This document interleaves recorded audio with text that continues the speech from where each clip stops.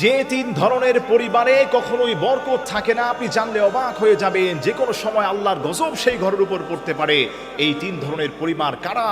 এক নম্বর হচ্ছে, আল্লাহর হাবিব বলেন, যেই পরিবারের মধ্যে মানুষগুলো দেখা যায় অহর সব সময় খাবার অপচয় করে। আল্লাহর হাবিব সাল্লাল্লাহু আলাইহি সাল্লাম বলেছেন, ইন্নাল মুবাজ্জিরিনা কানু ইখওয়ানাশ শায়াতিন। যাদের ঘরের মধ্যে খাবার অপচয় হয়, ওই ঘরে কশ্চিন কালেও আল্লাহর বরকত হয় না।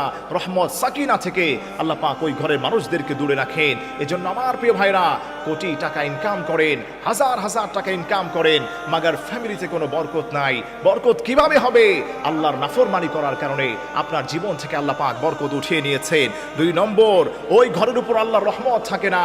যেই ঘরের মধ্যে কুকুর, বিড়াল এবং প্রাণীর ছবি থাকে, রহমতের ফেরেশতারা থাকে না, আল্লাহর রহমত সেখান থেকে উঠে যায়। তিন নম্বর হচ্ছে ওই পরিবার, যেই পরিবারের মানুষগুলো নেশার সঙ্গে